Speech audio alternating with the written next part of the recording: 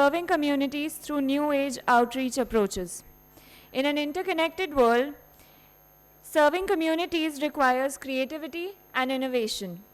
This panel will explore how technology, policy, and grassroots initiatives drive social impact. Let me introduce our panel here. Moderating this session, we have Mr. Jawahar Kanjilal, founder and CEO of Streams AI. Our esteemed panelists include Mr. Rahul Katariya, Senior Director, HR, Admin and Fundraising at Swades Foundation. Dr. Ravindra Udgikar, Vice President and SBU Head at Willow, India. Ms. Pradnya Godbole, CEO of De Astra Foundation. Mr. Siddhant Narayan, Visionary Marketing Strategist and former CMO of Nike, OnePlus, and ex-brand head Jio. Can I please request our panelists to come to the stage now? Can we have a round of applause for them?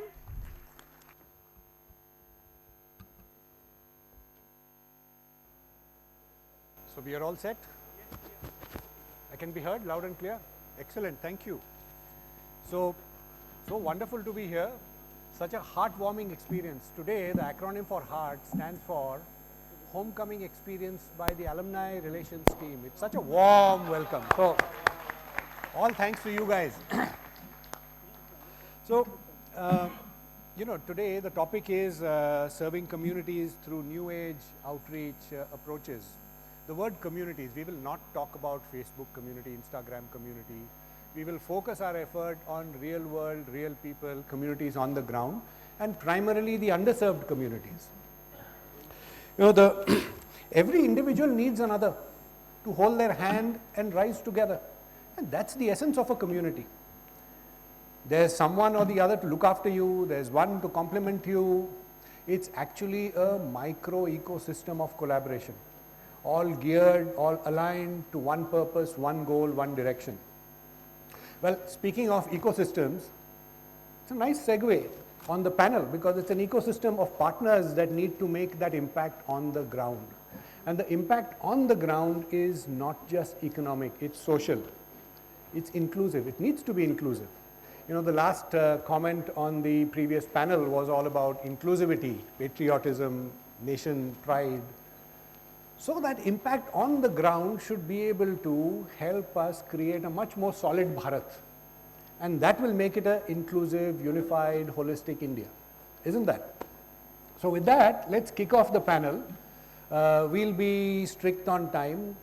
We've been told to be also strict on time, but we honestly on our own, we said we'll be stricter on time and set ourselves as a model panel to give you the best nuggets within that time. Now, so instead of saying 1 minute introduction, I will say 60 seconds, because seconds count.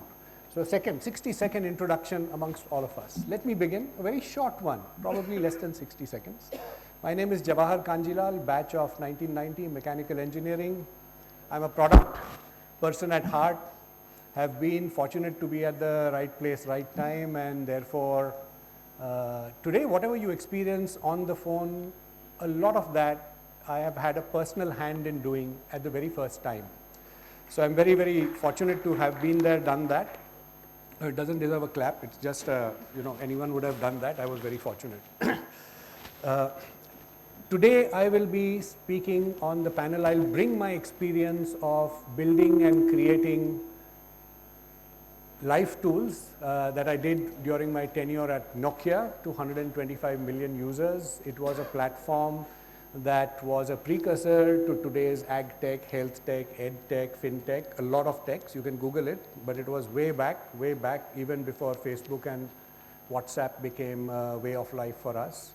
So 2009 to 2013, and it's a heart's desire to actually see how we can drive inclusive growth on the ground using tech, right? New age approaches. So with that, I'll hand over, less than 60 seconds, I'm sure.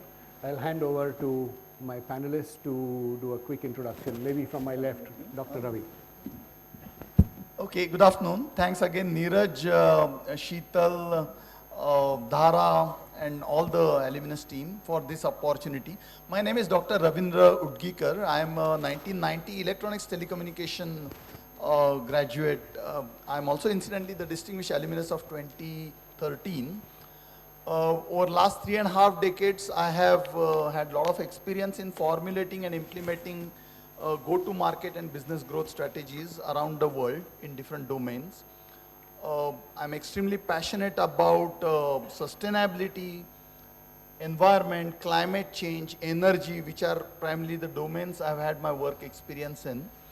I have been also, over last 2 decades, actively involved with academia, having had a long-standing association with several leading institutions in India and abroad.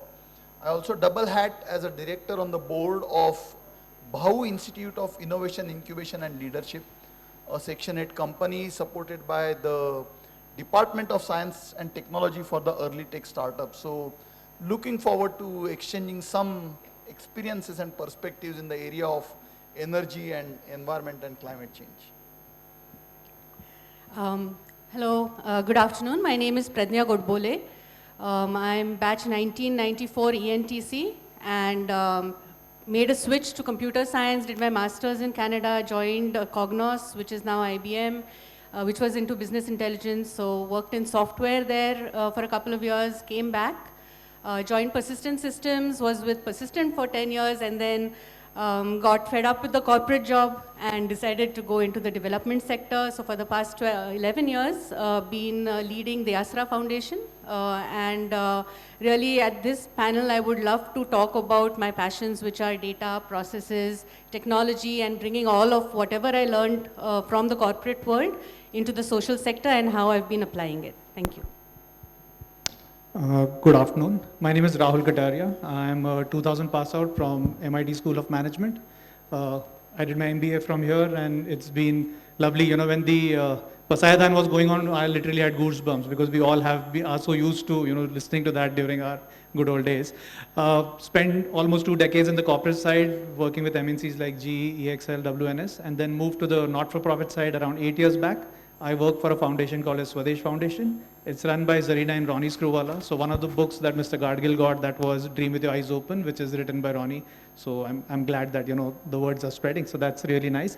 Today I would like to speak about, you know, we are a grassroots implementation NGO. So what are we doing in Raigad and Nasik with the communities? We work with more than 3,000 villages. So maybe I'll share more about that moving ahead. Thank you. Thanks, Rahul. Hi, I'm Siddhant Narayan. I'm a 2007 pass out. I'm probably, firstly, I'm really grateful to be here. Thank you, Neeraj, and the rest of the team for inviting me. Today, essentially, over and above my introduction, I'm actually, when I was listening to this panel, right, I was so in debt and in gratitude because everything that y'all are doing, right, probably it's marketers like us who are trying to make an attempt to, you know, serve it out. So, but before that, a quick introduction. I was the former Chief Marketing Officer with Nike for about 10 and a half years. Before that, I was the CMO with OnePlus Mobiles, and I was one of the founding members of the Reliance Jio organization that put the brand out as well. So primarily been in brand and marketing. Yes, and I'm very, very happy to be here. Over to you. Wonderful. So let's kick it off. Let's kick it off first with the lady. Tell us a little bit about how do you bring your data, processes, tech to this world of development? Sure. Thanks for that. I want to start a little bit as to why we started, you know, what we are doing, and you know, take it back to what the country is facing today, which is the lack of jobs.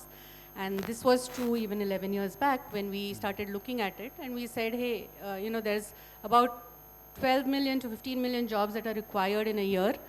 And we are hardly creating as a country 8 to 9 million jobs. So where are the others going to come from? Our youth doesn't have jobs.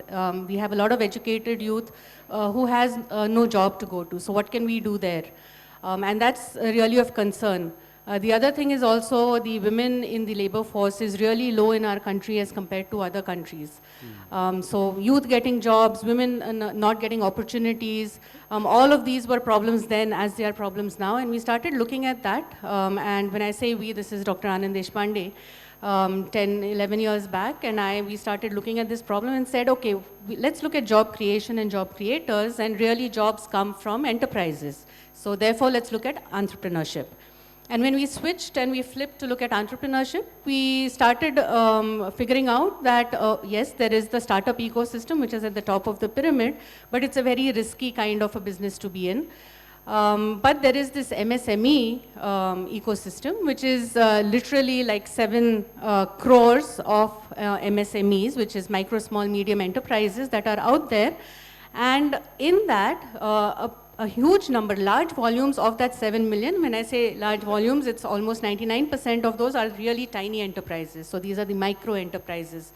So as you can imagine, at the top of the MSME pyramid, there's hardly anyone, and then there's a huge stack at the bottom of the pyramid. Even within the bottom of the pyramid, at the very bottom, at the grassroots level, there are enterprises that are run for survival. So it is mostly for livelihood and not because of passion, because of growth aspiration.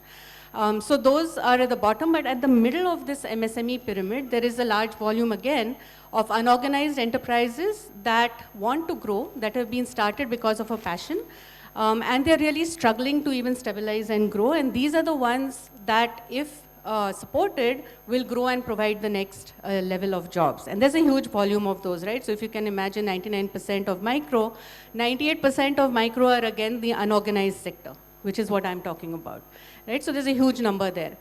And I just want to share some examples of what kind of these enterprises I'm talking about and their challenges, right? So if you look, we have a beauty parlor owner who had started off, had a shop, had 2 chairs, and she saw customers coming in, but she didn't see money in the bank. And she was really concerned as to, what was happening.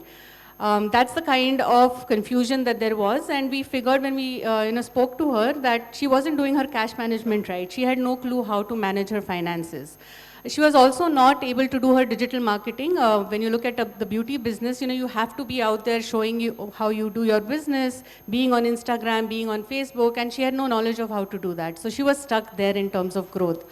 So there are a lot of issues over there. She wanted to grow. She had the aspiration to grow, but just didn't know how. There's another example of a catering services business owner who had taken money from a money lender at exorbitant rates of interest and was stuck in the debt trap. He had no clue how to get out of it. So, we had to help him to really get another loan from a formal institution, and for that there were other things that needed to be done, because most of these enterprises, being unorganized, are not keeping their book of accounts. They hardly use a separate current account. They sort of use the same account for both. So it's very difficult for formal institutions to lend to them, right? So we had to work on all of that and then provide him a loan to just get him out of the debt trap, right? So there's examples like that. There are some very simple cases who, and I hope there are no chartered accountants here, but because, when they want funds, and we had a case who got a report from a chartered accountant when they wanted a loan, and literally it was for business A, and what was in it was components of business B. And it was like, okay, now how is he even going to be talking to a bank around this? Because the chartered accountant had given him a stock template of a project report, and there was all sorts of confusion in it. So we had to fix all of that, right? So lots of different vulnerabilities there as well. Middlemen, agents, access to market being a problem, access to credit being a problem, unorganized enterprises, so most of them are also informal.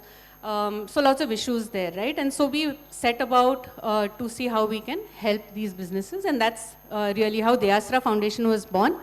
And through that, we sort of said, okay, how do we take tech to enable scale, and how do we take the ecosystem, because it takes a village to really raise a business owner or a business. How do we take these two together and apply all that we have learned about scale using technology, data, processes, and this is how it comes into play, to really provide a solution at scale, because there are so many people who need help. Just helping 1,000 and 10,000 is not going to help. How can we help lakhs and lakhs of people? And that's how we have now an online platform that helps. So the asra.in, if you go there, you'll see access to market, access to credit.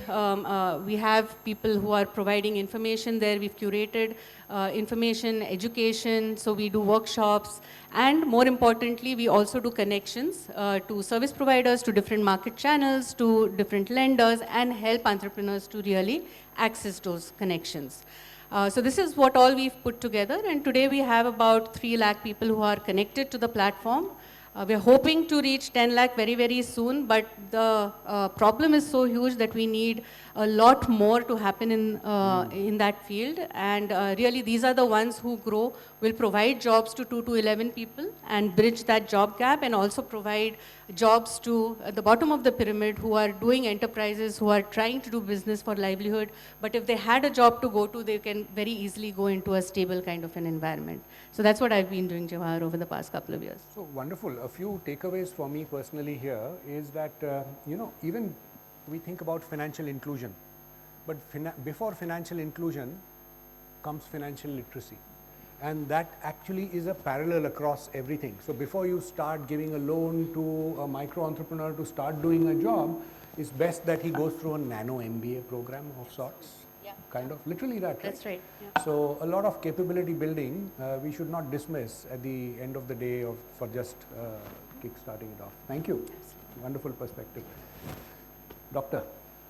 No, I mean, it's again a great question. And when we talk about serving communities, I'm going to talk a little bit about how we can, again, to draw on the statements of previous panel and your narration about the rural India. So to just put it in perspective, today, Prime Minister has set a short-term goal of $5 trillion economy by 2030, advanced to 2027. Then we have medium-term goal of being in top 3 of global economies, just after US and China by 2035, being a developed nation by 2047, and achieving energy independence also by then. And obviously, from the sustainability standpoint, the number is 2070, where India wants to achieve a net zero target. So put this in perspective, this all is possible only through inclusive growth of farming or rural community. Very true. About 60% of India's population today lives in villages. About 50% of India's labor is employed in agricultural sector. So unless you mainstream the rural economy, unless you have ways and means to make them as a part of the India growth story, we will never be able to get there. We may get the numbers, we may get the sustainability targets wrong. So if we have to achieve both, we have to think something very differently. How we can achieve because energy is at the root of everything. Energy is the driving force for fueling economic growth, sustainable growth. How do we achieve that by way of energy transition and yet meet the sustainability target? Is a problem statement. So in true sense, there is India, which is urban India, very progressing rapidly. We can see the cost of living in tier 1 or metro cities going exponentially high. And then there is Bharat, which is still struggling to achieve 24/7 electricity, water connections, sustainable housing, and so on. So how do you build a great bridge between India and Bharat? Now this is a vast topic, but to limit it to energy and sustainability, there are 2 straightway solutions that come to my mind. And one is to have a decentralized, self-sustaining energy centers in all over India, a network of cells. And how that can be achieved? For instance, if you take farmer, he is struggling for his harvesting and for his crop and fair price. So if we have these bioenergy plants, biorefineries, which actually take not, in addition to selling harvest, he gets a revenue stream from selling his agricultural waste or agri-stubble, which can go as a feedstock to the biorefinery. And just like a conventional refinery, a biorefinery will roll out a series of products which can be used for transportation, which can be used for electricity generation, which can be used as a biomanure, biochemical, and so on and so forth. So what that will do is it will help farmers self-sustain, gives an additional revenue stream, which is helping doubling farmers' income, which is a flagship government program. It helps entrepreneurship opportunities to the rural youth. It creates job opportunities for the rural youth. They don't have to migrate to urban areas, which is a big problem today. So you have a self-sustaining economy. And further, the fuels and chemicals and manure produced from that refinery can be fed back into the farms. So you have self-sustaining system there. Not just that, bioeconomy being circular in nature, you are not adding any carbon loading to the existing carbon budget. What that means is you are able to hit the net zero target as well as the inclusive growth economic targets. Another such example of self-sustaining decentralized energy plants is small and modular reactors.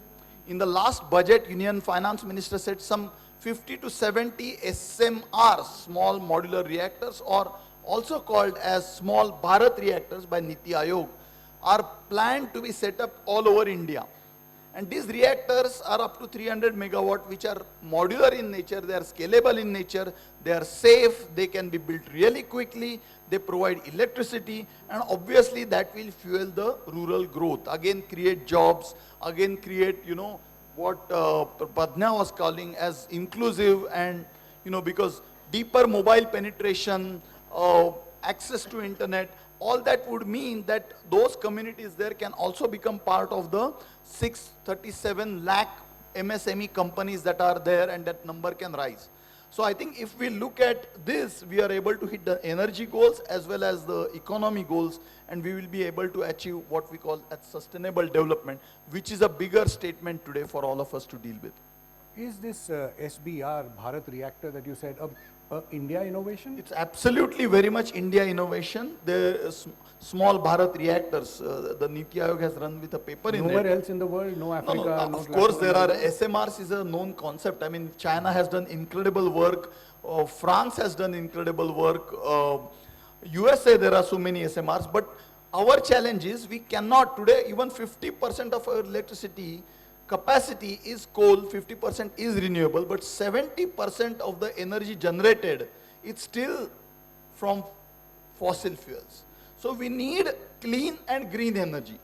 Clearly solar and wind have limitations, bio has limitation, but modular, I mean clean energy, which is in the form of, they have clean energy has emissions, but they are not harmful in nature.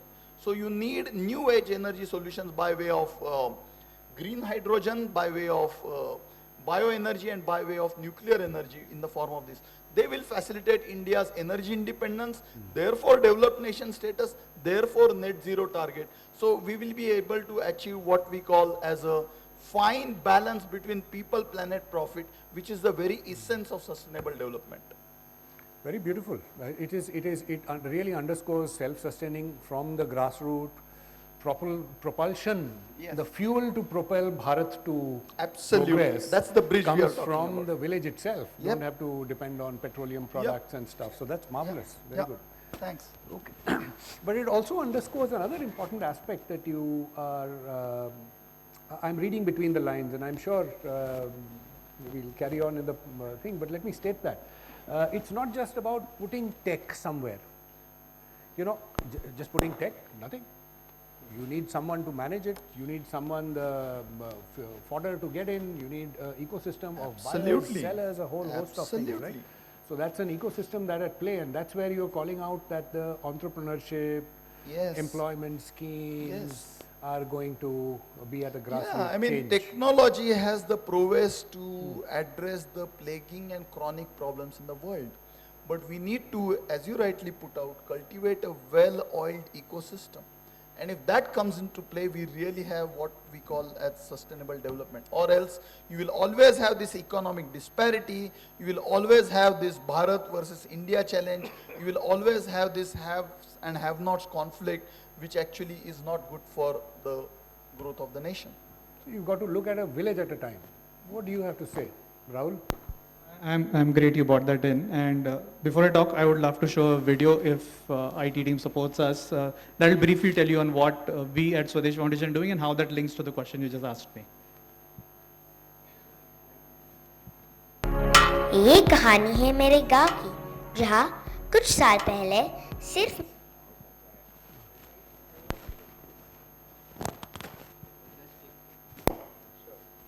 So I'll just talk till then. So basically we work in a village, and what we have been hearing from my fellow panelists is India to zaruri hai, lekin Bharat bhi zaruri hai. Because the previous panel said that around 31% is what is in the urban setup, and then next year is going to be around 40% odd.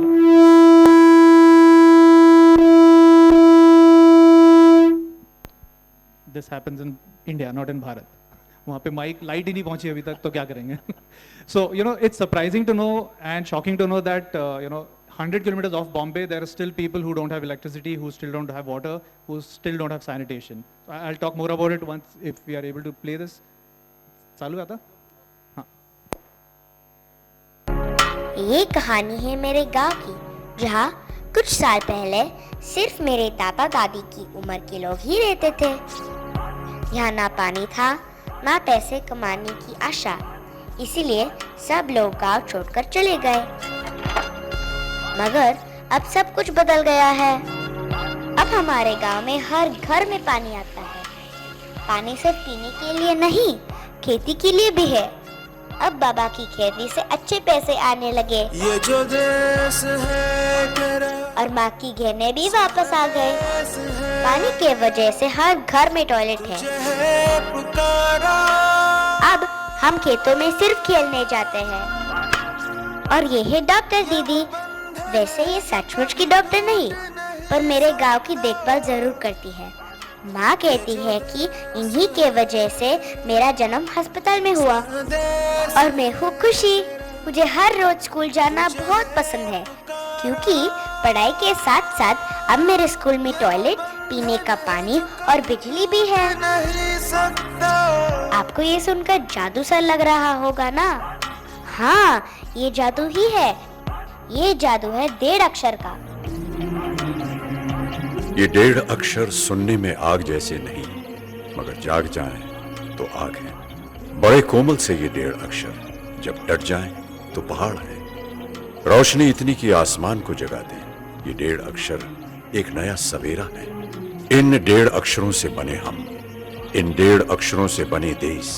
स्व से बने देश। स्वदेश foundation. 10 lakh जिंदगियां हर 5 साल। आइए मिलके बदलें।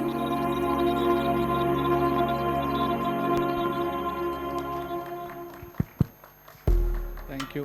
I mean, whenever I see this, I get goosebumps every time because there's so much emotional connect with it, हम पूना या बॉम्बे में बैठ के बोलते हैं आज पानी नहीं आया, 3 घंटे पानी नहीं, and we get baffled with that. You go there and there is no water for like 4 days, और वो लोग इतने से इसमें पानी में पूरा 3 दिन निकालते हैं, So it's absolutely insane. At times, I feel that, I was in the corporate side, like I said, for 2 decades. वहाँ जाके we realize what the hell are we doing? I mean, our fellow citizens are going through so much of mess and हम यहाँ पे enjoy कर रहे हैं life. So it's time to give back, and I think there is so much to do. There's so much to do. We are creating something called as a dream village. Government has a scheme which is called a Adarsh Gaon. We are trying to replicate a model working with the government, and we are calling it a dream village. And we have a MOU with the government saying that we are going to create 1,000 dream villages in the next 5 years. What is a dream village? Thank you for that. A dream village is something where हर एक के घर में शौचालय हो. It's as basic as that. What happens is अगर toilet नहीं है तो ladies को before sunrise or after sunset. Imagine 14 hours they have to hold on to their motion, and that causes so many health issues. So we don't even realize that because हम तो दरवाजे खोले निकल गए आ गए वापस and we are sorted. But there are so many things that has to be done. So toilet is one major thing that we're working on. Water for irrigation, like both have been saying that उसको कैसे हम बेहतर कर सकें. Right now they do only one crop. So we work in Raigad and Nasik. In Raigad primarily they do paddy. चावल एक बार हो गया, then they sit and relax. But now we are giving them water so they can do a second crop. We're trying to reduce that migration. The youth which is moving to Bombay, Pune, and they do odd jobs over here. But they have 5 acres of land. They could be really good, lakpati, if not millionaires. Lakpati to आराम से बन सकते हैं. So there is so much to do, and there is so much of, the government has done a phenomenal job, linking Aadhaar card. Now the money goes directly to their account. Ladki Behna, the money comes to their account. The farmer gets 6,000 in the money. So there is so much, the tech has also done, but there is so much more to do. And if we can join forces and work with like-minded people who actually want to make a difference, I think, sky's the limit, and there is, we are celebrating a lot of dream villages, so it's great if you come down, see the not-for-profit sector seems like yaar ye jhola pehen ke niklenge aur kuch karke aayenge. It's changing, it's a different world out there. So, you should come down, see the work. I mean, their foundation is doing an amazing job. There are multiple foundations which are working hand in hand and doing an amazing job. But India and Bharat has to coincide somewhere and see how we can lift each other up. So that's my 2 bits about it. Wonderful, wonderful. I mean, my takeaway from each one of you is very, very powerful, and you guys are saying a lot in between lines. You know, so I think the big message that you are giving, Rahul, which is also underscoring the rest, but it is about a movement. You know, it's about making it happen on the ground. It's not just bringing that water, but it takes so long, and it's about a movement that what can you make happen, right? And Absolutely. Just to add, we are talking about skilling. So we have Yeah. skilled more than 8,000 youths over there. 70% of them are staying back in the village and they are doing their own work, and 30% are migrating to the cities. You know, so it's a great combination where sustainability is there in the village. Yeah. Because right now, if you see majority of the video, if you saw, Yeah. I think 80% of the population is 60 plus. तो बूढ़े लोगों को कौन संभालेगा अगर सब यहाँ आ रहे हैं तो, you know, so we have to think about that aspect too and make a balance between the two. Yes, you have to progress, but you can progress in the villages too. You know, so it's an interesting mix that we can work on. So that takes us to Sid, the new age rallying cry to make the youth more charged up for the future and contribute towards Bharat. What do you have to say? So firstly, Rahul, you know, so interesting that you played that particular video with that soundtrack. You know, on a lighter note, when I had the chance of meeting A.R. Rahman, for 60 seconds, all I told him was that thank you for putting that song out. Really, because that song really struck a chord with me. And he was speechless as well, because I only spoke about the song for about 60 seconds with him. But yeah, I'm actually here to talk about one more angle that I feel a lot of us can contribute from the corporate sector as well towards serving communities, is from the angle of CSR. Right? I feel that there are enough and more opportunities that we can align on. I had the privilege of heading CSR for Nike for a very long time. I was also part of the CSR committee for a lot of other organizations. So when I see this in perspective, right, there's a lot of interesting work, even in fact, my friends on the panel as well spoke about. But how does it really reach the last mile? Right? How do we communicate that to the most with the most effective mediums? And I'll take a minute to just speak about the example of Nike, because Rava really liked that example. The problem statement at Nike was very different in nature, right? Because how do we get the girl child in India to know that sport can be the X factor in her life, right? And that aligned tremendously to the values of the company as well. So when we saw that in perspective, and we didn't want to, and we were not talking about, you know, sport in like a tier 1 city, right? That was never the objective. But we wanted to make sure that we go up until the villages, we identify talent in the villages. Otherwise, what's the story? The story is only that, okay, in the Olympics we did well or we didn't do well. But where does it all start, right? And what is the role that an organization can play in her journey? So, you know, for example, some amazing insights that I understood from my time in that role. Because I also I'm a big advocate of public policy. I've studied that as well. So I was trying to draw a parallel in this journey. When we did our consumer research, right, and it told us that the girl child between 13 and 19, they have the highest dropout rates in sport. The family believes that if she gets dark, she won't get married, right? Very real problem, right? When she's, you know, begins her cycle, then there's a problem, right? It takes a back seat. The third one, right? What is sport के लिए क्या होने वाला है? कुछ नहीं फर्क पड़ने वाला, right? Priority है ही नहीं life का, right? Survival is the priority, right? There's so many things that she is listening to, and her opinions are getting formed by, that then it becomes the onus of people on the other side to try and put the story forward in the most authentic way possible, in the simplest way possible. And that's what I felt that, you know, I learned in my journey. I also had the opportunity of working with, OnePlus was extensively partnering with Google, right? And Google's, you know, Tech India program was so massive that from the CSR lens, that their goal was to essentially make sure that every single person in the country has access to tech. So when big players come in with a very strong mindset, but more importantly a clear plan, right? I feel that it makes a very, very significant impact. Yes, our you know, policies only state that 2% should go back into CSR, but that doesn't really mean that 2% can't be utilized in the most optimum way possible, right? You know, when I was part of the Geo family as well, one of the things that we really focused on was that when we put the Geo brand out, how is it going to change the lives of people? And Pradnya spoke about it earlier, right? On newer businesses coming up. That's what the company did. Right? It actually gave opportunities to newer people from the unorganized sector and put them on the map, right? So these are things to think about on how corporates can engage with developmental sector and how we can find those crossroads and making sure that the communities are reached in the right way possible. So that's my 2 cents on this, Jawahar. So, tell us a little bit more. Maybe we come back this way on the panel. Tell us a little bit more about, the CSR fund that government mandates, part of your profitability that you've got to spend.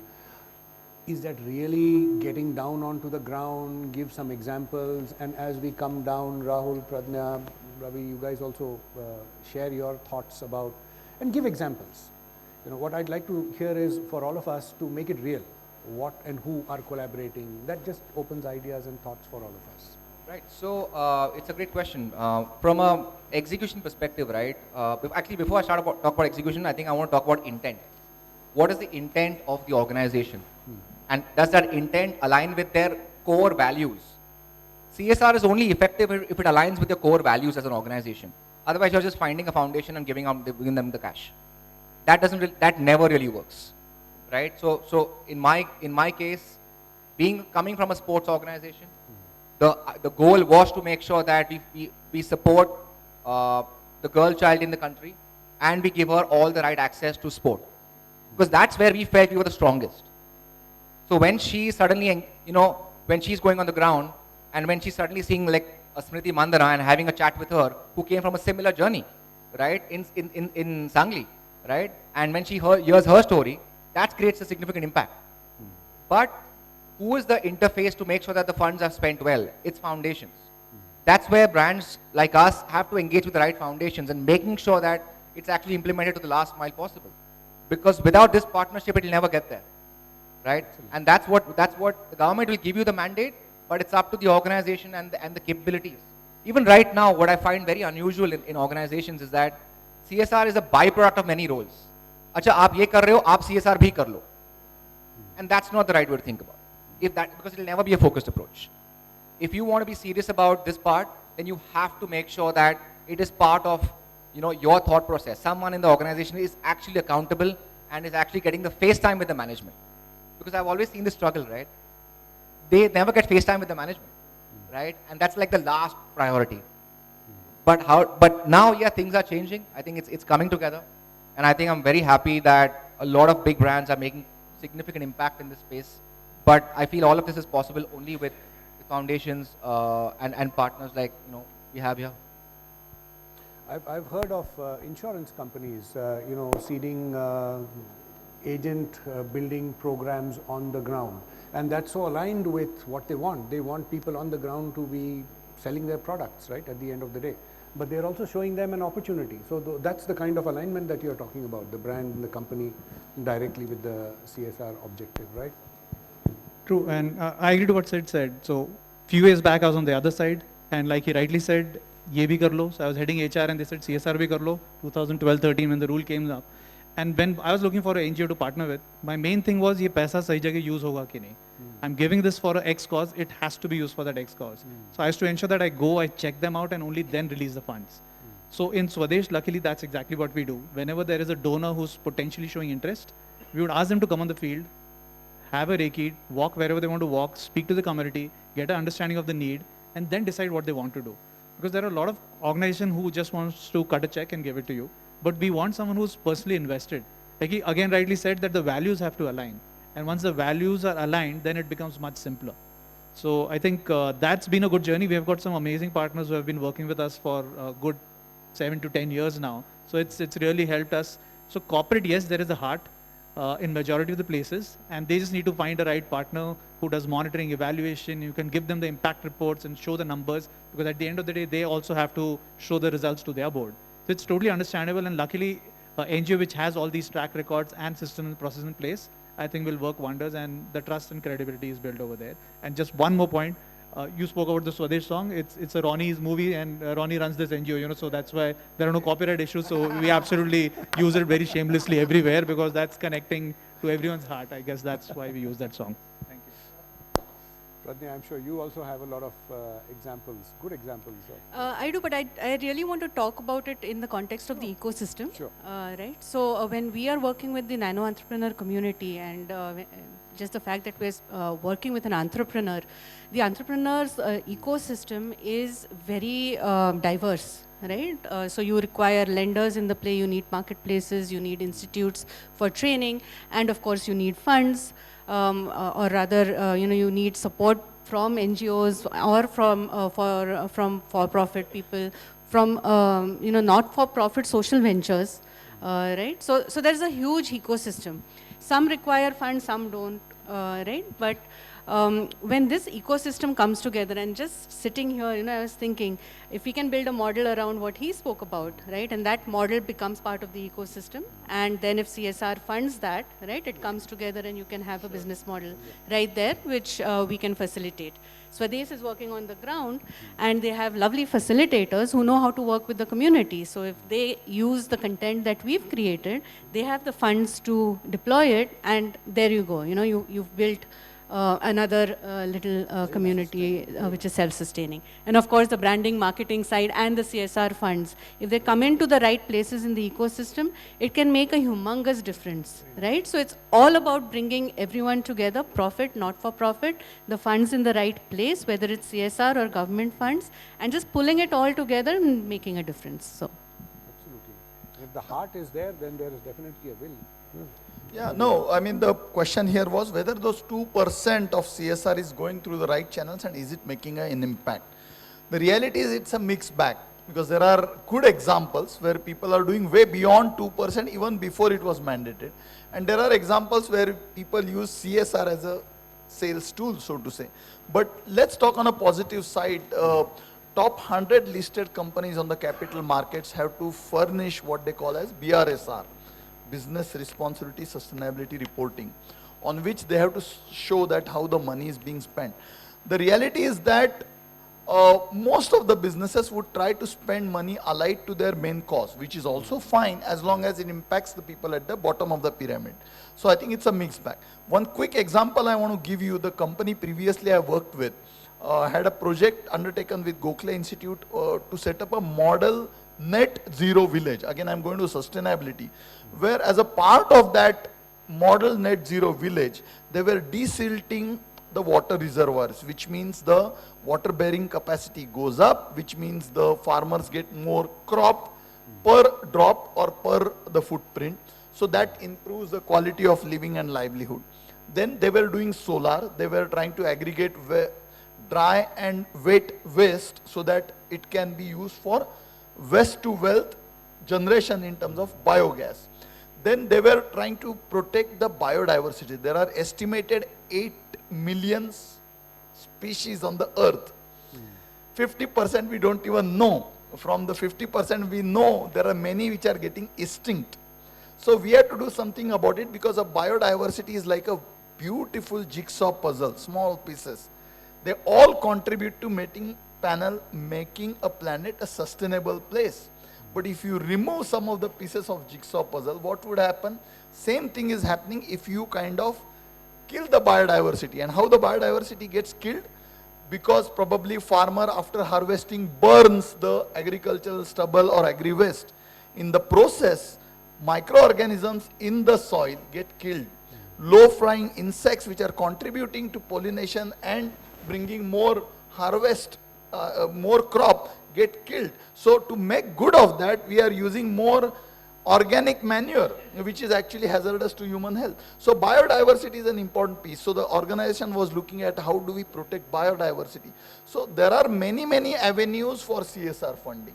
I mean, what you pick and choose and how do you measure the impact is very important thing.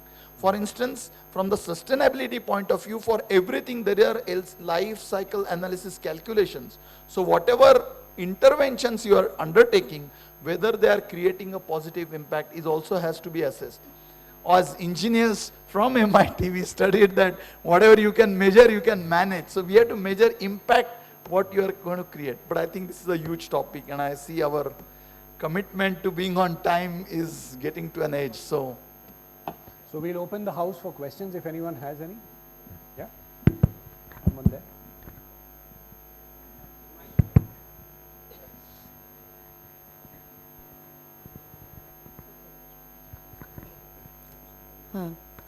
This question is for Siddhant.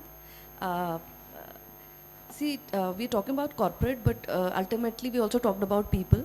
So when it comes to this space, there are a lot of people like me and maybe my friends who would want to contribute in this space.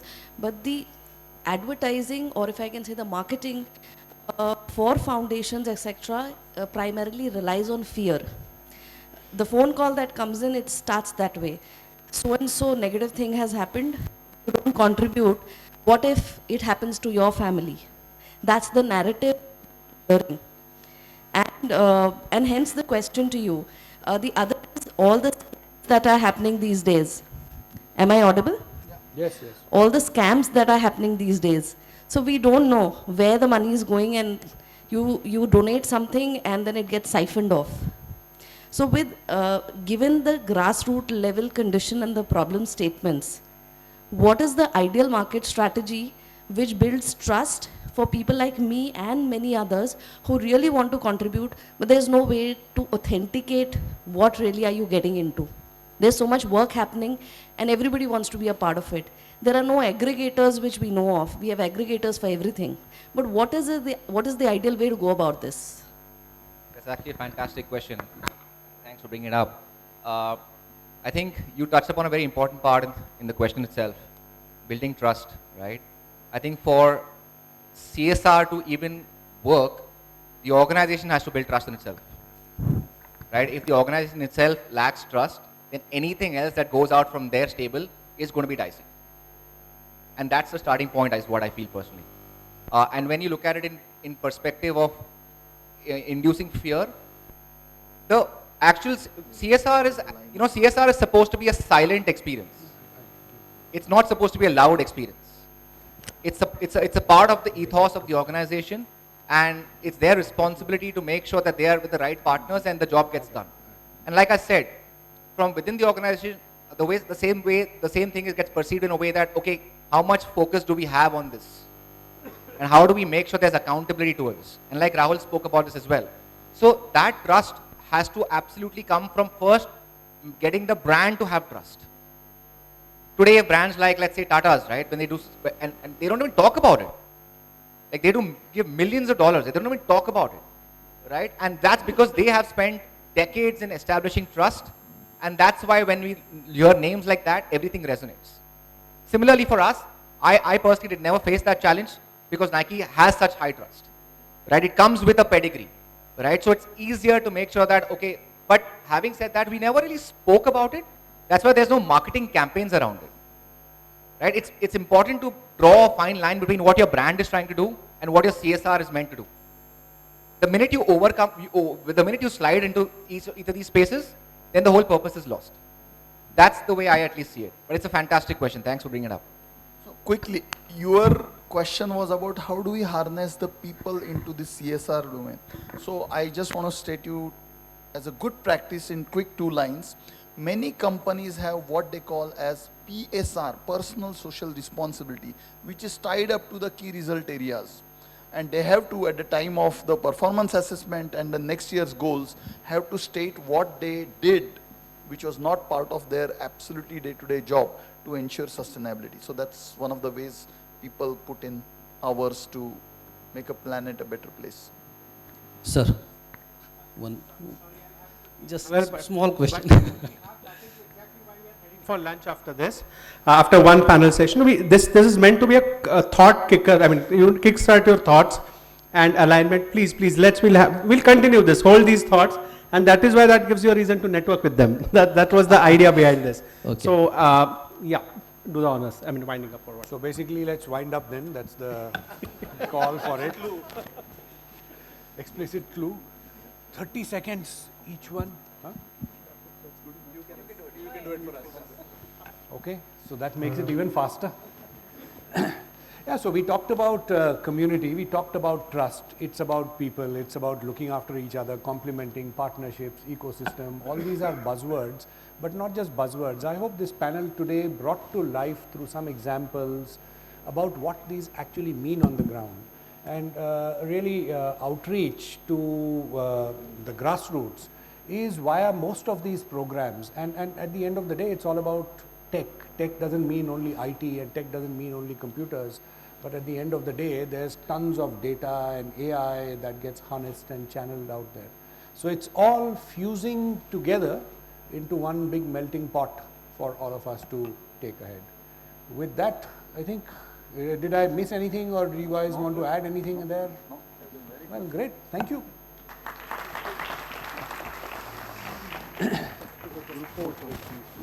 Oh.